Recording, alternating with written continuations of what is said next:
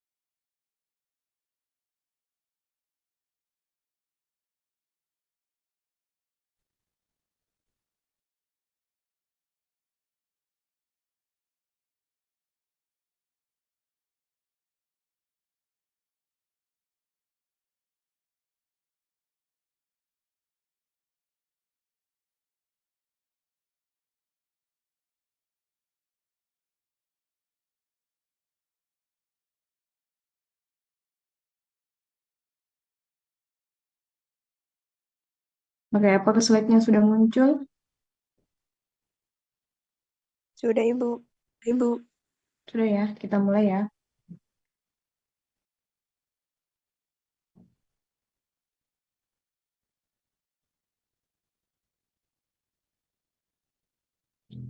Baik, mengenai materi hari ini itu tentang promosi K3 di tempat kerja. Jadi, eh,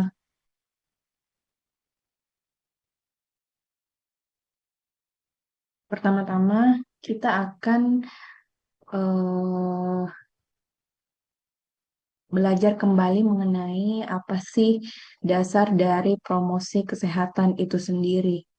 Jadi di sini ada 5 dasar promosi kesehatan itu sendiri, di mana sederhananya kelima dasar ini merupakan cara agar supaya masyarakat bisa mengurus kesehatannya sendiri, atau istilahnya dikenal dengan kesehatan mandiri. Di sini ada kesehatan mandiri di tengah-tengah, di mana kesehatan mandiri ini di eh, apa? Terdiri atas atau dipopong atas 5 hal. Yang pertama adalah pendidikan kesehatan. Jadi pendidikan kesehatan ini adalah hal yang paling mendasar. Logikanya adalah kalau ada orang yang tidak tahu mana yang sehat dan mana yang tidak sehat atau mana yang berbahaya, jadi kita bisa menyimpulkan bahwa dia itu sulit untuk mendapatkan hidup yang sehat. Nah, jadi makanya pendidikan kesehatan ini adalah hal yang paling mendasar. Jadi dengan melalui pendidikan kesehatan, kita bisa memberikan edukasi agar si masyarakat ini bisa mendapatkan skill dan pengetahuan dasar. Misalnya, kita memberikan pengetahuan atau edukasi mengenai gizi seimbang atau bahaya merokok. Nah, kemudian yang kedua adalah perilaku sehat. Nah, setelah punya pendidikan kesehatan atau hal dasar mengenai apa itu kesehatan, selanjutnya adalah harapannya si masyarakat ini mulai berubah. Nah, jadi bukan cuma paham, tetapi mereka juga tahu bagaimana mempraktikkannya di kehidupan sehari-hari. Contohnya, mulai rajin cuci tangan, pakai masker, terus olahraga yang cukup. Nah, setelah itu yang ketiga kita masuk di pemberdayaan masyarakat. Nah, di sini masyarakat diajak ikut terlibat bukan cuma jadi penerima informasi, tetapi juga pelibatan aktif dalam melakukan eh, upaya bagaimana kita semua bisa hidup sehat. Misalnya, dilatih menjadi kadar posyandu, jadi outputnya itu mereka bisa membantu diri sendiri dan orang-orang yang ada di sekitarnya. Minimal keluarganya di rumah, seperti itu. Nah, kemudian yang keempat adalah advokasi kesehatan. Nah, ini arahnya itu lebih ke kebijakan. Misalnya, kita mendorong adanya aturan kawasan tanpa rokok. Jadi bukan cuma individunya yang berubah, tetapi lingkungannya juga diatur supaya bisa lebih sehat. Nah, kemudian yang terakhir adalah lingkungan pendukung.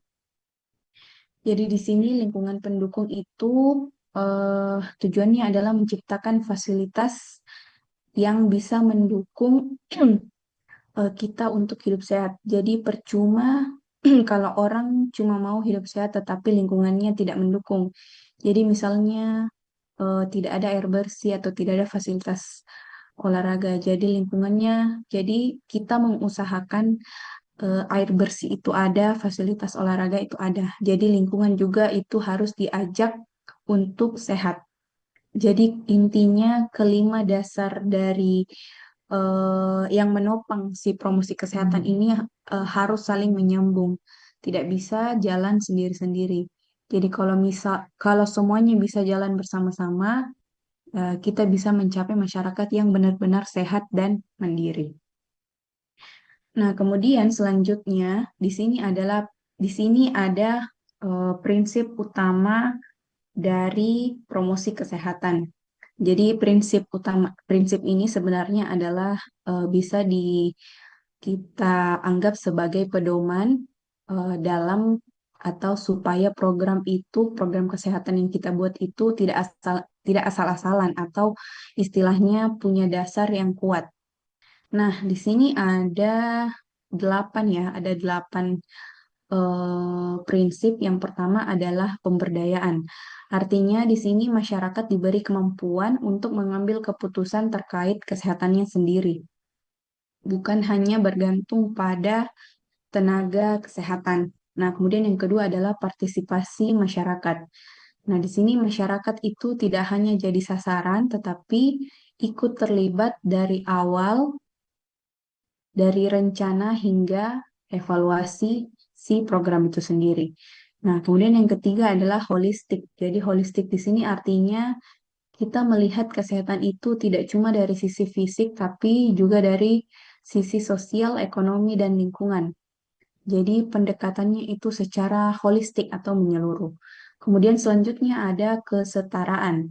Jadi program kesehatan itu harus menjangkau semua orang, terutama kelompok yang rentan, supaya tidak terjadi kesenjangan atau bisa mengurangi kesenjangan. Nah, selanjutnya adalah advokasi. Jadi advokasi ini terkait bagaimana kita mendorong kebijakan atau aturan yang mendukung kesehatan. Misalnya tadi yang contoh sebelumnya adalah kawasan tanpa asap rokok. Nah, selanjutnya ada berbasis bukti. Artinya semua keputusan yang kita ambil itu harus berdasarkan data dan hasil penelitian. Jadi keputusan yang diambil itu harus datanya valid dan bisa dibuktikan, bukan hanya asumsi semata. Selanjutnya adalah kolaborasi multisektor. Jadi masalah kesehatan itu tidak bisa diselesaikan sendiri, Oh, tidak jadi. tetapi Jadi, perlu kerjasama dengan berbagai sektor seperti sektor pendidikan, lingkungan, bahkan sektor ekonomi. Kemudian yang terakhir adalah berkelanjutan. Nah, di sini program kesehatan tidak boleh hanya berjalan sesaat, tetapi harus terus didukung oleh kebijakan, terutama pendanaan agar bisa terus berlanjut atau bertahan lama.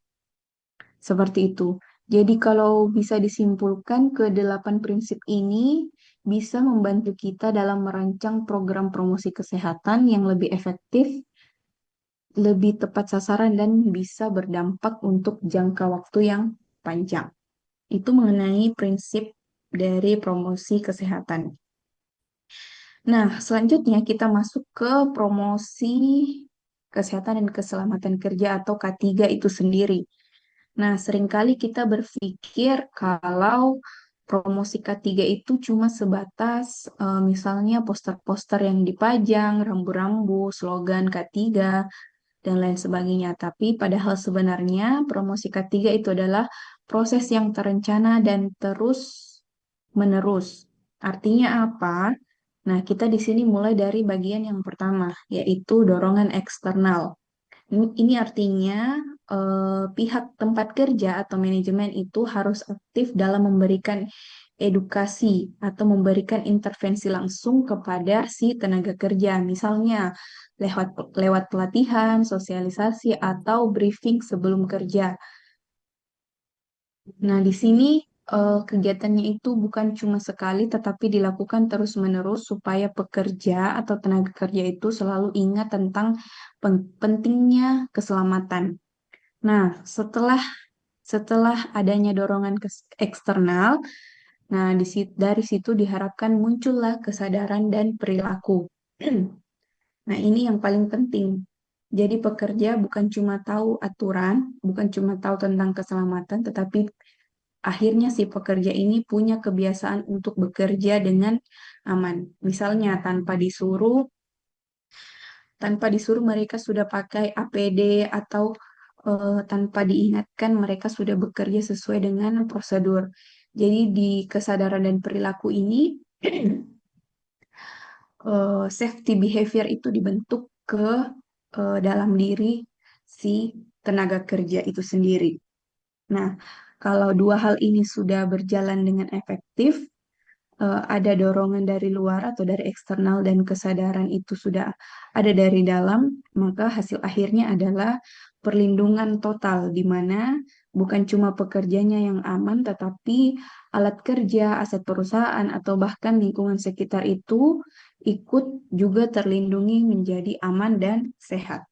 Jadi intinya promosi K3 itu bukan sekedar mengingatkan, tapi bagaimana kita membentuk kebiasaan kerja yang aman sampai itu jadi budaya yang ada di tempat kerja. Nah, itu mengenai sedikit pengantar mengenai pentingnya si promosi K3 itu sendiri. Nah, selanjutnya apa sih tujuan utama dari promosi K3? Sederhananya, tujuan utama dari promosi K3 adalah bagaimana kita bisa menciptakan tempat kerja yang aman, sehat, dan tetap produktif. Supaya lebih mudah dipahami, yang pertama adalah kesadaran dan pengetahuan. Jadi, kesadaran dan pengetahuan ini merupakan fondasi di mana pekerja harus paham risiko di tempat kerja, tahu cara kerja yang aman dan pentingnya penggunaan alat pelindung diri itu sendiri. Nah, kalau pekerja tidak sadar, biasanya kecelakaan itu tinggal menunggu waktunya ke tenaga kerja itu sendiri. Nah, tujuan yang kedua adalah agar terciptanya perilaku aman atau safety behavior. Nah, safety behavior ini misalnya patuh terhadap prosedur, kemudian tidak ambil jalan pintas supaya pekerjaannya cepat selesai tapi menimbulkan risiko yang tinggi dan menghindari tindakan-tindakan yang berisiko tinggi, seperti itu. Nah, selanjutnya adalah pencegahan insiden. Jadi tujuannya itu jelas untuk menekan atau mengurangi angka kecelakaan kerja dan penyakit akibat kerja bukan setelah kejadian. Jadi pencegahan insiden ini kita berusaha bagaimana tidak terjadi insiden di tempat kerja. Nah, selanjutnya yang keempat adalah budaya ketiga atau dikenal sebagai safety culture. Jadi di sini safety culture ini merupakan hal yang sering dianggap tantangan di tempat kerja karena di safety culture ini kita harus berupaya bagaimana si K3 ini harus bisa menjadi behavior atau kebiasaan di tempat kerja. Jadi bukan cuma aturan. Jadi K3 itu sudah dianggap sebagai kebiasaan di tempat kerja. Jadi semua orang itu bisa merasa bertanggung jawab atas K3 itu sendiri, bukan hanya si pemegang atau si penanggung jawab itu sendiri. Nah, selanjutnya adalah produktivitas kinerja. Jadi, yang perlu kita luruskan di sini adalah K3 itu sebenarnya bukan menghambat kerja, justru bikin kerja jadi lebih lancar. Jadi kalau misalnya tempat kerjanya aman, pekerjaannya lebih fokus, maka gangguan akan bisa lebih berkurang dan hasilnya bisa lebih meningkat. Seringkali beberapa manajemen menganggap bahwa K3, dengan adanya K3 itu bisa menambah pekerjaan menjadi lebih lebih ribet, tetapi mereka tidak berpikir jangka panjangnya seperti itu. Jadi kalau kita bisa menerapkan ketiga sejak dini, sejak awal, maka kita bisa mencegah adanya insiden-insiden yang tidak diharapkan sehingga pekerjaan itu bisa berjalan dengan maksimal dan bisa mencapai produktivitas yang diharapkan. Nah, kemudian yang terakhir adalah kepatuhan regulasi. Jadi perusahaan di sini harus taat dengan aturan yang berlaku supaya tidak kena sanksi hukum dan juga bisa menjaga reputasi perusahaan itu sendiri. Jadi berdasarkan keenam tujuan utama ini bisa kita lihat bahwa ketiga itu bukan cuma soal keselamatan, tetapi juga bisa berdampak langsung ke produktivitas dan keberlanjutan perusahaan atau keberlanjutan organisasi. Nah, setelah membahas mengenai tujuannya, kita masuk ke manfaat dari promosi ketiga itu sendiri. Jadi, manfaat ini bukan cuma teori ya, tapi benar-benar punya dampak nyata di lapangan, baik untuk pekerja, perusahaan, maupun sampai ke lingkungan dan masyarakat. Nah, yang pertama, manfaat bagi pekerja itu di sini paling jelas mereka jadi lebih aman. Jadi mereka bisa terhindar dari kecelakaan dan cedera. Selain itu, kesehatannya si pekerja ini juga bisa lebih terjaga, misalnya tidak terpapar debu atau tidak terpapar kebisingan dan lain sebagainya. Nah, dampaknya apa? Maaf. Jadi kalau kita menerapkan promosi K3 ini dengan maksimal, maka bisa menciptakan rasa aman, kemudian bisa menurunkan stres, dan si pekerja yang ada di tempat kerja ini bisa bekerja dengan lebih fokus. Nah, kemudian yang kedua, manfaat bagi perusahaan adalah kita harus camkan bahwa K3 sebenarnya itu investasi. Kenapa bisa Ibu bilang investasi? Karena dengan lingkungan kerja yang aman, perusahaan bisa mengurangi kerugian finansial, misalnya biaya pengobatan atau biaya kompensasi terhadap pekerja-pekerja yang mengalami kecelakaan pada saat bekerja. Kemudian operasional juga bisa berjalan lebih lancar. Kemudian tingkat absensi dan turnover pekerja bisa turun. Kemudian selain itu, citra perusahaan juga di mata klien atau di mata masyarakat bisa lebih bagus dan bisa dikenal lebih profesional. Nah, kemudian yang terakhir, manfaat bagi lingkungan dan masyarakat. Nah, ini sebenarnya kadang kita biasa terlupakan ya, karena penerapan ketiga yang baik itu area kerja jadi lebih tertib dan risiko bahayanya bisa dikendalikan. Nah, hasilnya adalah lingkungan sekitar masyarakat itu juga bisa lebih aman dari pencemaran. Selain itu, keselamatannya juga bisa ikut terjaga seperti itu. Jadi yang bisa kita simpulkan bahwa manfaat yang diberikan dari promosi K3 itu tidak hanya untuk individu, tetapi juga organisasi dan masyarakat secara keseluruhan. Nah, setelah kita membahas mengenai konsep dan manfaat promosi ketiga itu, sekarang kita masuk ke contoh implementasi di tempat kerja. Jadi ini lebih ke bagaimana sih cara menerapkan promosi K3 itu di tempat kerja. Nah, yang pertama adalah visual. Jadi visual ini adalah yang paling sering kita lihat seperti poster, rambu keselamatan, infografis, seperti itu. Contohnya kayak gini. Nah, ini ada dua contoh ya. Yang pertama ini contoh rambu-rambu K3. Nah, ini yang sering ditemukan ya, yang berwarna merah ini rambu-rambu larangan, kemudian yang warna hijau adalah rambu-rambu keselamatan, kayak emergency exit, master point, kayak gitu. Kemudian ada mandatory signs, kemudian ada rambu rambu hazard, kemudian yang terakhir rambu-rambu kebakaran, seperti itu. Kemudian di sini ada contoh poster K3. Biasa sering ditemukan ya. Ini ada safety first mengenai PPE atau Personal Protective Equipment, yaitu APD. Seperti itu contoh dari visualnya. Kemudian kita masuk ke audio dan video. Nah, audio video ini contohnya seperti video edukasi atau pengumuman suara. Biasanya promosi ketiga yang berbentuk audio dan video ini mudah dipahami karena bisa dilihat secara langsung, apalagi kalau dikemas dengan baik. Di sini Ibu ada contoh video edukasi mengenai promosi K3.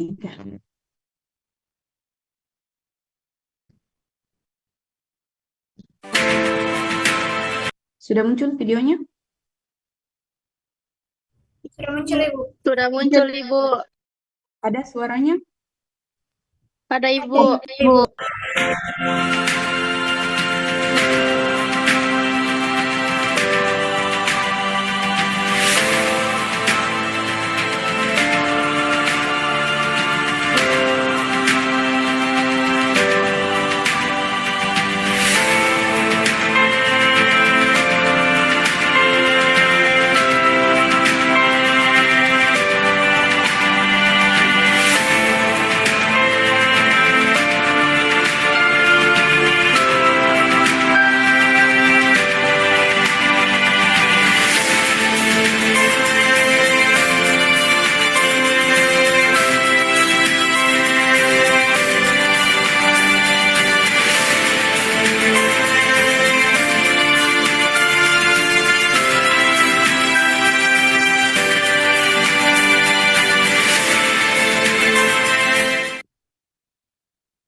Nah, kayak gitu contoh dari video edukasi mengenai keselamatan. Nah, selanjutnya adalah pelatihan. Pelatihan ini wajib ya tentang promosi K3. Contohnya itu kayak safety induction untuk karyawan baru, kemudian simulasi evakuasi, misalnya di perusahaan-perusahaan itu biasanya banyak ada simulasi kebakaran. Biasanya juga di kampus ada simulasi kebakaran. Terus toolbox meeting sebelum kerja dimulai. Jadi kayaknya ada contoh juga deh. Ini contoh safety induction di perusahaan.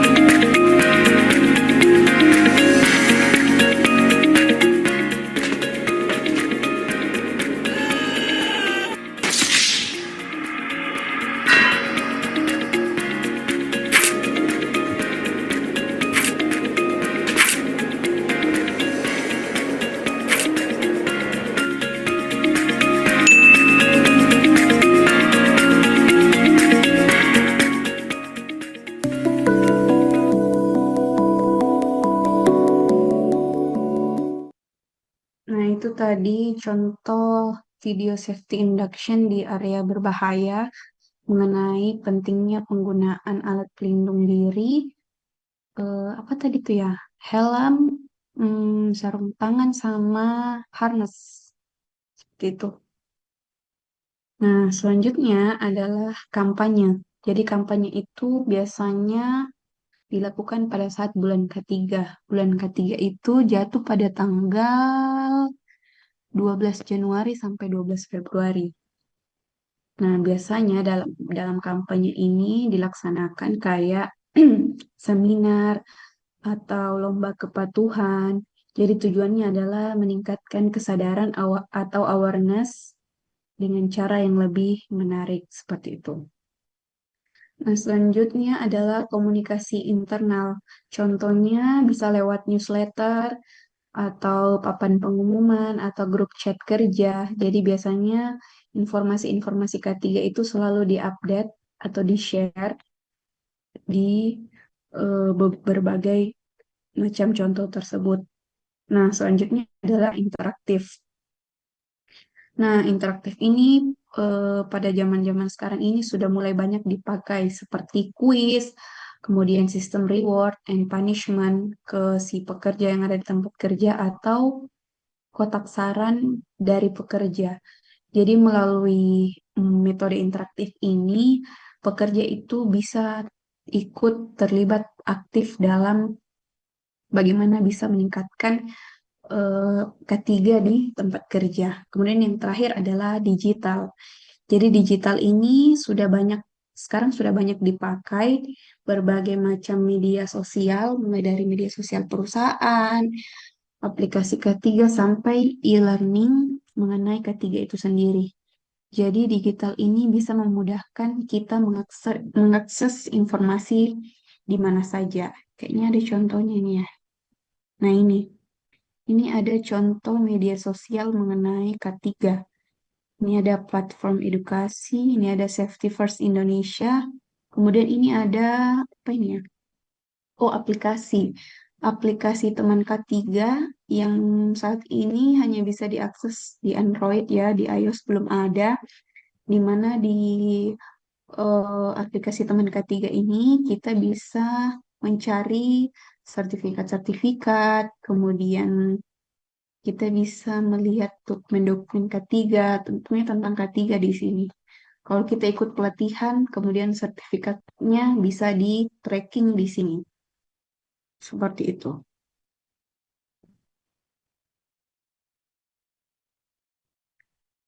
Nah, itu mengenai contoh implementasi promosi K3 di tempat kerja.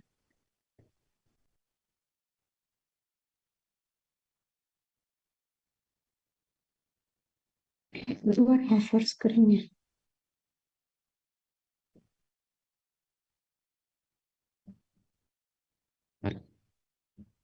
Oke, sudah muncul ya? Iya, Ibu. Oke, kita lanjut ya. Kita lanjut ke slide selanjutnya. Nah, mengenai dari lapangan menuju strategi administratif. Jadi di sini maksudnya adalah kita masuk ke peran adik-adik sebagai lulusan administrasi kesehatan artinya yang minat ke bidang K3. Jadi pertama-tama perlu dipahami bahwa peran kalian itu berbeda dengan petugas K3 di lapangan. Jadi kalau petugas K3 atau petugas teknis K3 itu biasanya langsung mengawasi alat atau pekerjaan di lapangan. Nah, kalian atau seorang lulusan Adminkes itu biasanya justru lebih ke arah perancang strategi. Artinya kita atau kalian itu bisa bekerja di balik layar, tapi dampaknya bisa besar. Jadi di sini kita fokus ke tiga hal utama. Yang pertama adalah manajemen. Jadi di sini dari sisi manajemen kita menyusun sistem, membuat program, kemudian sampai ke perencanaan K3 supaya semuanya berjalan dengan terstruktur. Kemudian yang kedua adalah edukasi. Jadi kalian bisa merancang bagaimana cara memberikan pemahaman ke pekerja, misalnya melalui pelatihan, sosialisasi, atau kampanye tentang K3. Kemudian yang ketiga adalah komunikasi. Jadi, komunikasi ini penting supaya informasi ketiga itu bisa tersampaikan dengan jelas, baik ke pekerja maupun ke manajemen itu sendiri. Nah, selain itu, kalian juga bisa terlibat dalam penyusunan prosedur, penyusunan kebijakan, maupun pada saat evaluasi program kerja ketiga itu sendiri. Jadi, kalian bisa memastikan bahwa sistem keselamatan itu benar-benar berjalan, bukan hanya sebatas di atas kertas. Jadi intinya kalau diibaratkan petugas ketiga itu yang menjalankan di lapangan, tetapi kalian-kalian yang ada di balik layar ini yang merancang aturan mainnya supaya semuanya aman dan berjalan dengan baik. Seperti itu. Itu singkatnya ya. Mudah-mudahan kalian bisa paham. Nah, selanjutnya ini ada contoh promosi ketiga yang bisa diterapkan di lingkungan administrasi kesehatan. Jadi ketiga itu bukan cuma soal alat pelindung atau aturan kerja, tetapi bagaimana kita bisa membangun kebiasaan kerja yang aman dan sehat setiap hari. Nah, di sini yang pertama ada edukasi dan penyuluhan. Di sini kita bisa memberi pemahaman kepada pegawai atau kepada mahasiswa tentang hal-hal dasar. Misalnya, bagaimana cara duduk yang benar saat bekerja, bagaimana cara mencegah penyakit akibat kerja, dan bagaimana cara menjaga kesehatan selama bekerja di tempat kerja. Nah, kemudian yang kedua ada pengelolaan media informasi. Nah, ini bisa berupa kayak tadi contohnya poster, leaflet, rambu-rambu K3, kemudian mading-mading kesehatan seperti itu. Nah, tujuannya agar supaya pesan-pesan K3 itu bisa dengan mudah dilihat, mudah diingat, dan tidak terasa membosankan ke sasaran-sasarannya. Kemudian yang ketiga ada kampanye programatik. Jadi di sini biasanya berupa kegiatan yang lebih aktif seperti kampanye anti rokok, gerakan hidup sehat, atau ajakan-ajakan menjaga kebersihan lingkungan kerja. Jadi kampanye ini bukan hanya tahu informasinya, tetapi kita mengajak orang-orang di sekitar kita untuk ikut terlibat langsung ke kegiatannya. Kemudian yang keempat ada komunikasi dan administrasi. Nah, ini yang paling penting sekali karena semua kegiatan ketiga itu perlu didukung dengan prosedur pencatatan data kecelakaan kerja dan laporan yang betul-betul terstruktur dan rapi sehingga mudah diakses. Jadi, ada sistem yang jelas dan bisa dipertanggungjawabkan. Nah, selanjutnya ada pelatihan non-teknis. Jadi, ini bukan soal keterampilan medis langsung, kayak dokter, tetapi lebih ke soft skill atau kebiasaan kita dalam bekerja. Misalnya, bagaimana kita mengatur jadwal pelatihan, terus kita bisa mengundang atau menghadirkan fasilitator untuk apa menjelaskan materi PHBS, eh, di mana tujuannya itu supaya orang-orang yang ada di tempat kerja itu tidak hanya tahu teori, tetapi juga bisa menciptakan kebiasaan kerja yang aman dan sehat dalam aktivitasnya sehari-hari. Kemudian yang keenam adalah promosi digital. Nah, ini salah satu yang sangat penting di era sekarang karena K3 itu tidak lagi hanya bisa dilihat lewat poster dinding, tetapi juga bisa diakses lewat media sosial. Misalnya WhatsApp, email, Instagram, dan lain sebagainya. Nah, kita bisa bikin konten edukasi sederhana, misalnya pasti tips-tips ergonomi saat bekerja di depan komputer atau bagaimana cara mencuci tangan. Misalnya kita membuat pengingat cara cuci tangan yang betul dan lain sebagainya. Nah, selain itu kita juga bisa membangun e-learning internal. Jadi kita bisa membuat eh, apa, e-learning internal supaya tenaga kerja itu bisa belajar dan bisa mengakses materi-materi tentang ketiga itu kapan saja. Jadi edukasi-edukasi ketiga itu jadi lebih fleksibel dan bisa menjangkau banyak orang. Kemudian yang terakhir ada monitoring dan evaluasi. Jadi ini bagian yang paling sering dilupakan. Kenapa? Karena biasanya orang menganggap setelah menjalankan program ya semuanya sudah selesai, tetapi yang paling penting dilakukan adalah monitoring dan evaluasi. Ini sangat-sangat krusial manfaatnya. Kenapa? Karena semua program K3 itu harus diukur efektivitasnya. Apakah programnya sudah berjalan dengan maksimal atau masih ada yang perlu diperbaiki seperti itu. Nah, bagaimana cara cara melaksanakan monitoring dan evaluasi? Nah, bisa bisa lewat survei kesadaran, bisa melalui audit dan evaluasi dan lain sebagainya. Nah, seperti itu. Jadi kesimpulannya adalah promosi K3 itu bukan hanya sekedar sosialisasi sekali jalan, tetapi prosesnya itu berkelanjutan. Ada pelatihan, penyebaran informasi, kemudian dimonitor apakah ada yang perlu diperbaiki, dan lain sebagainya. Jadi dalam promosi K3 itu kita harus memastikan bahwa apa yang kita lakukan itu benar-benar efektif dan bisa menghadirkan atau menciptakan kesadaran dalam diri tenaga kerja itu sendiri. Nah, kita masuk ke slide eh, perbedaan fokus peran tadi yang Ibu sempat bahas sedikit di dua sebelumnya. Di sini ada perbedaan fokus peran antara K3, tadi Ibu bilang K3 betul-betul orang yang betul-betul K3 dengan K3 administrasi. Nah, kita mulai dari K3 itu sendiri, orang yang betul-betul background K3. Nah, di sini fokus utamanya adalah pencegahan bahaya yang sifatnya langsung dan nyata, seperti mesin, bahan kimia, atau alat berat. Jadi ini benar-benar hands-on, jadi langsung ke bahaya itu sendiri.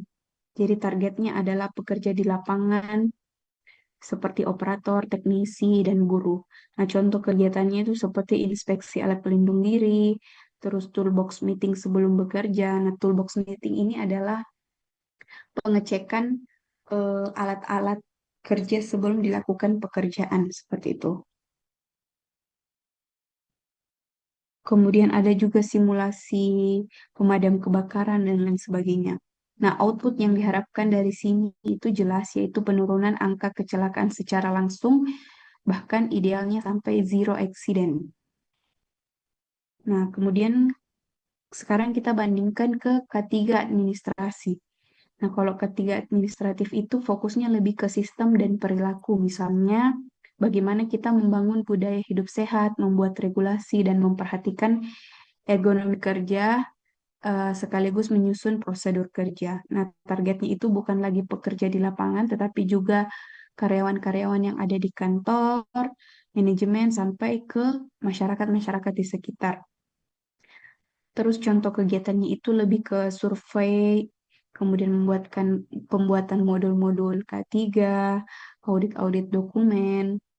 Jadi lebih banyak itu kegiatannya di balik layar, tetapi memiliki dampak yang betul-betul luas. Nah, outputnya juga berbeda. Kalau K3 teknis itu langsung terlihat dari berkurangnya angka kecelakaan kerja, sedangkan K3 administratif ini hasilnya berupa kepatuhan terhadap prosedur, kemudian terbentuknya budaya kerja yang sehat, dan data-data hasil evaluasi yang diramu secara baik. Nah, jadi intinya dua peran ini bukan untuk dibandingkan mana yang lebih penting, tapi harus saling melengkapi. Jadi ketiga teknis itu menangani resiko langsung di lapangan, sedangkan ketiga administratif itu memastikan bahwa sistem dan perilakunya itu mendukung keselamatan dalam jangka panjang. Jadi kalau dua-duanya jalan, maka program K3 itu bisa dikatakan benar-benar efektif. Seperti itu. Sampai sini ada pertanyaan?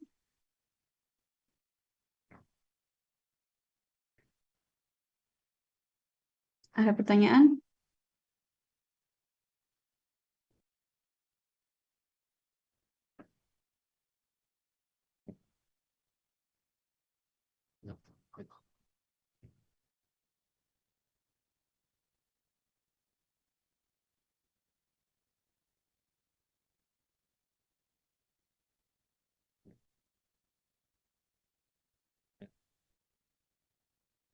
Ada pertanyaan?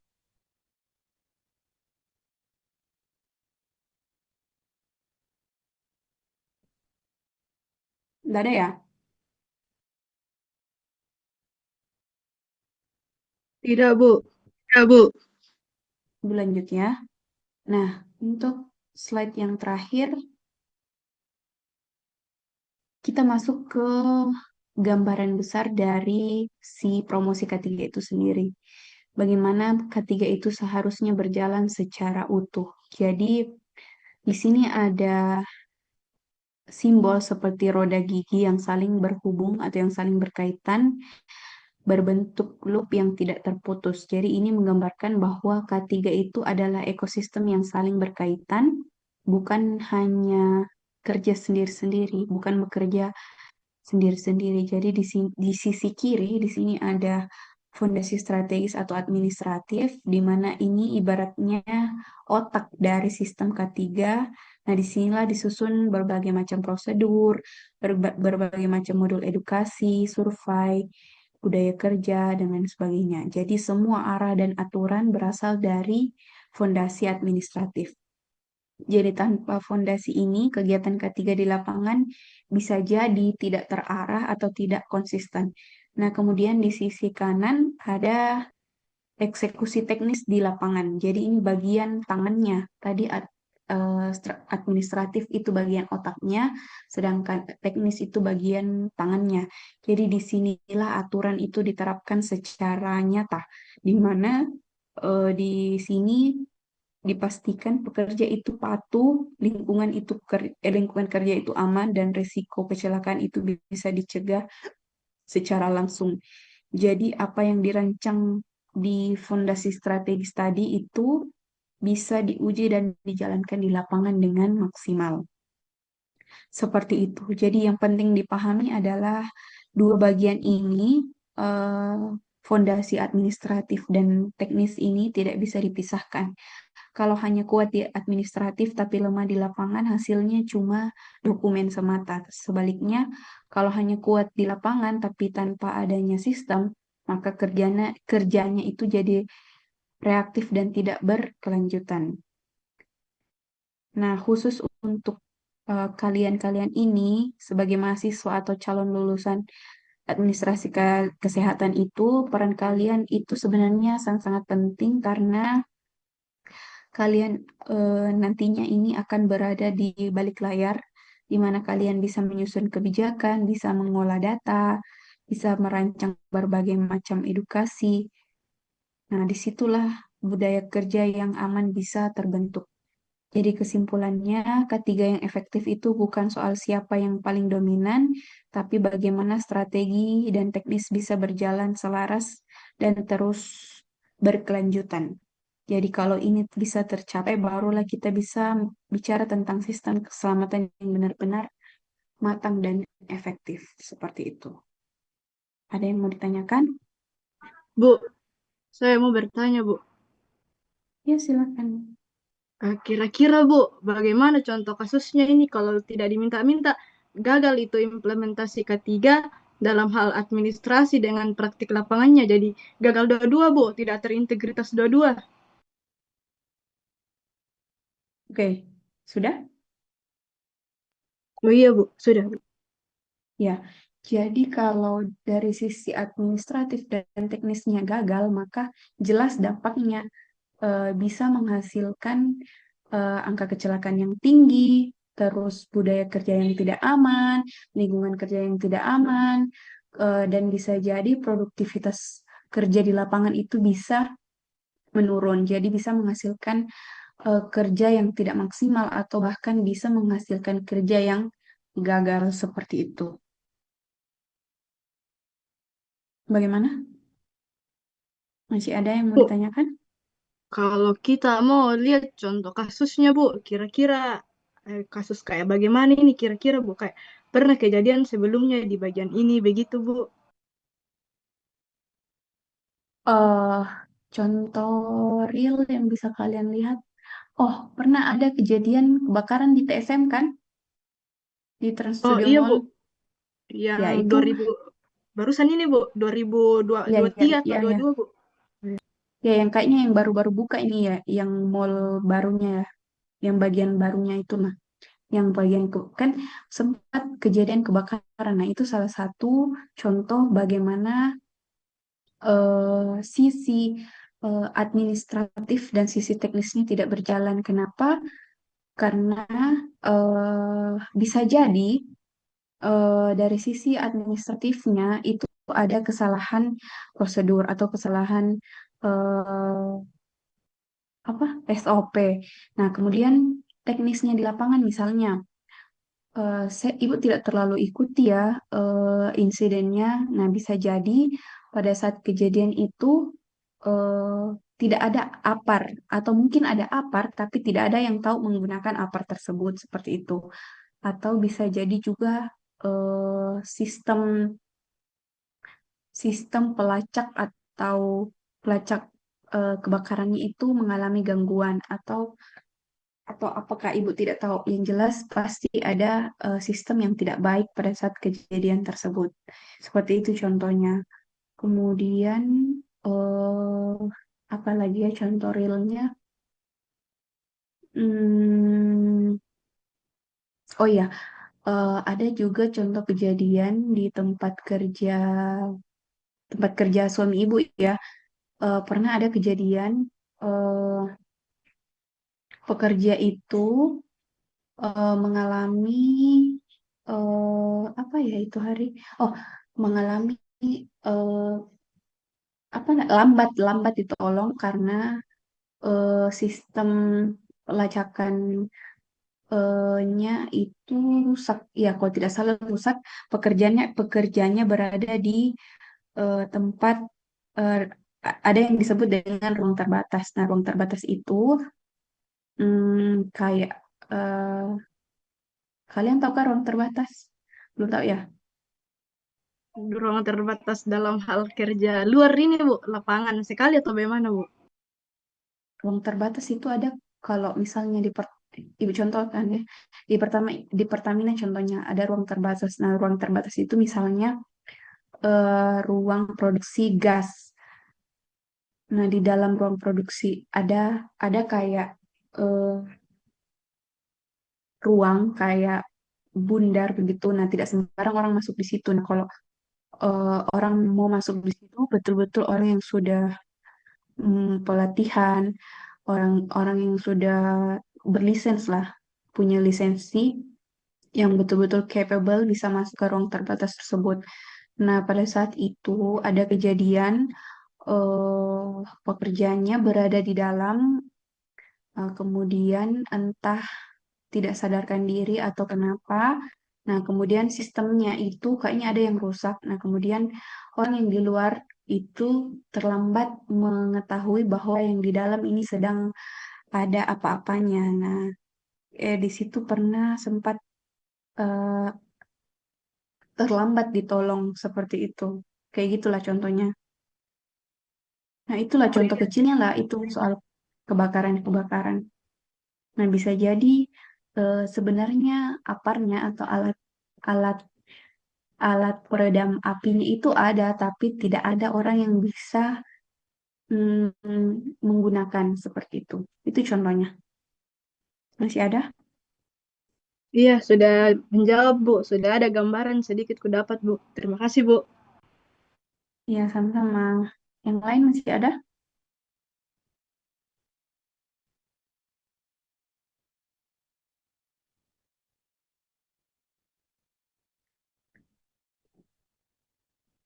Masih ada yang mau ditanyakan?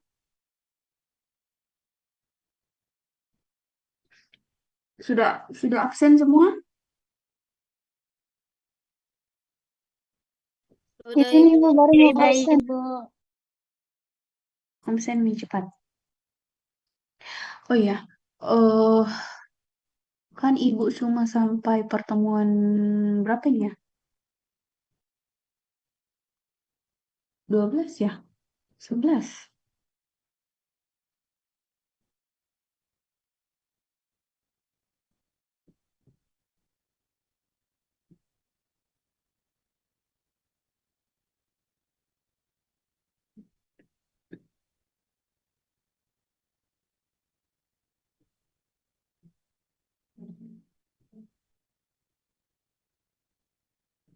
Ibu masuk sebelum MIP, setelah MIP ya? 9, 11, 12. Oh iya, Iya cacat. Ibu. Jadi sisa satu pertemuan. Pertemuan 12.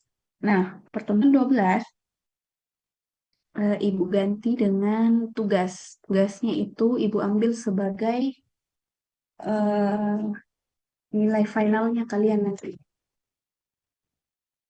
Jadi tugasnya adalah masing-masing kelas membuat satu APD sederhana, alat pelindung diri sederhana, tentang K3. Mengerti gitu?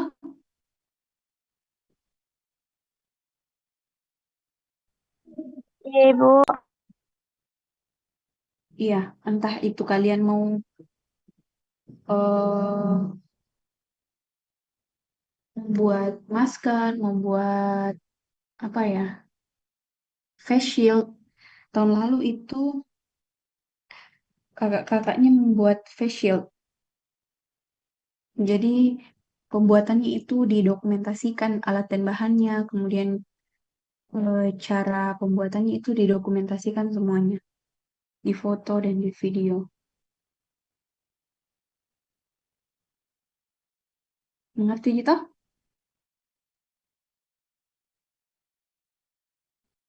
Ya. Iya Ibu. Iya Nah, Ibu. oke. Jadi nanti kita atur pertemuan untuk semua kelas. Kita atur pertemuan untuk semua kelas di kampus ya. Nah, nanti masing-masing kelas mempresentasikan hasil karya APD-nya. Nanti kita atur pertemuannya. Tidak Ji, dekat-dekat ini. Biar nih dulu Pak Jasmine masuk kasih materi sampai final. Bisa jadi pertemuannya sebelum final atau di minggu final. Kenapa tadi Rafli? Ya silakan. Tapi Ibu mohon maaf untuk tugas tadi yang alat keselamatan APD itu Ibu. Sebelumnya Mhm. di RPS sebelumnya yaitu Bu Dian sudah eh, em, memberi tugas yang serupa Ibu. Jadi penyuluhan juga disuruh buat sampel APD Kalau keselamatan sama atau APD ergonomi Bu. Apakah itu beda Ibu atau tugasnya sama Ibu? kalau tugasnya Ibu Dian kapan dikumpulnya? Kalau Ibu Dian deadline-nya bulan 5 Ibu. Paling lambat sudah penyuluhan dan sudah dokumentasi video dan laporannya Ibu. Penyuluhannya kemana? Targetnya Ibu itu ke sekolah-sekolah Ibu. Jadi kalian sudah buat? Ini sementara pengerjaan Ibu. Kebetulan juga tugasnya per kelas Ibu. Oke, kalau begitu kalian tetap kerjakan itu tugasnya Ibu Dian. Ibu ganti misalnya tugasnya Ibu. Nggak usah. Jadi kalian bikin APD ya dari Ibu Dian ya? Iya Ibu. Iya Ibu. Oke, jadi kalau dari Ibu cukup kalian bikin. Tunggu ya, Ibu pikir-pikir dulu. Hmm,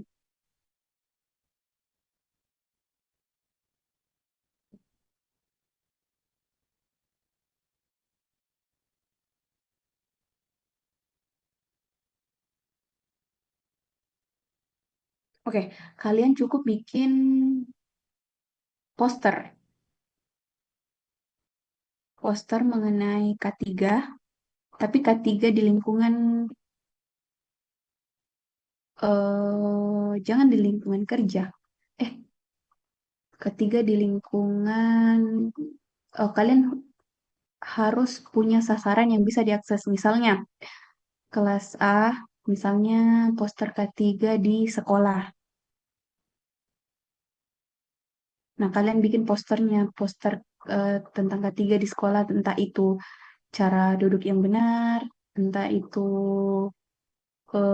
apa dan lain sebagainya. Jadi masing-masing kelas itu berbeda, tidak boleh ada yang sama materinya dan sasarannya. Ya, bisa?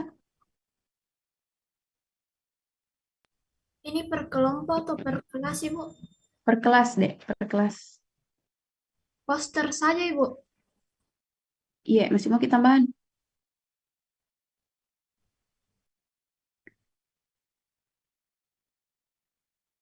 Tidak, Ibu. Oke, poster saja. Poster kan Ibu Dian sudah minta APD. Iya. Iya, kalau dari Ibu poster mau saja.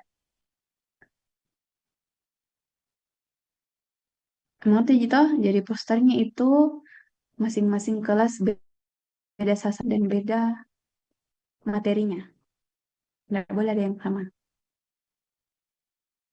Oke? Ibu. Paham? Ada yang mau ditanyakan?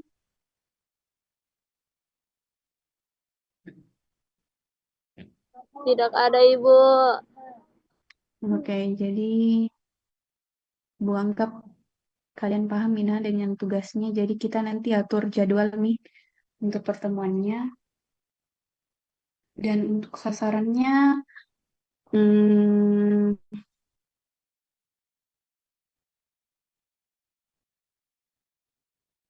mana ya? Apakah kalian bisa turun lapangan sebelum bisa aja kayaknya ya?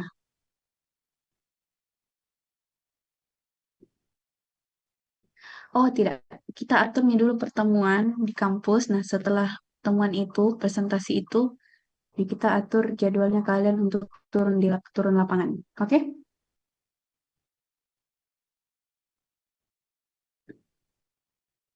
Bisa?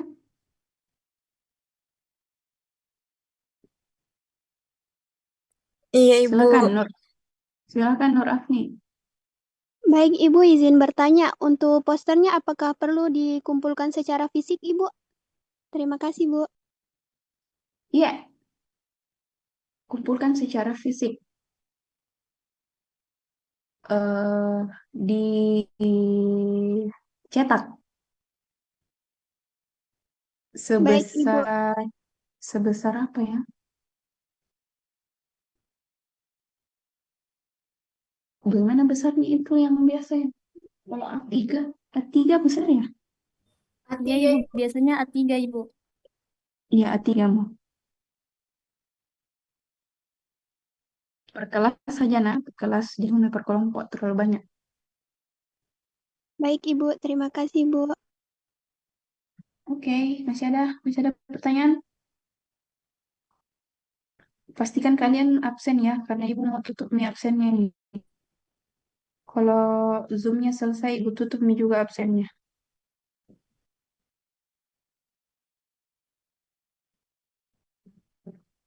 Masih ada yang mau ditanyakan? Kalau tidak ada, Ibu tutup nih. Bukan untuk hari ini. Tidak ada, Mi? Iya, Ibu. Oke. Tidak ada. Oke. Ibu anggap kalian sudah paham mengenai materi promosi K3 dan sudah paham mengenai tugasnya. Terima kasih atas partisipasi dan perhatiannya. Nanti kalau masih ada yang kurang jelas, kalian bisa tanyakan ke ketua kelas yang tanyakan ke Ibu. Oke, terima kasih. Baik, Maaf apabila ada kekurangan. Wabillahi taufiq wal hidayah. Wassalamualaikum warahmatullahi wabarakatuh. Waalaikumsalam warahmatullahi wabarakatuh. Waalaikumsalam warahmatullahi wabarakatuh.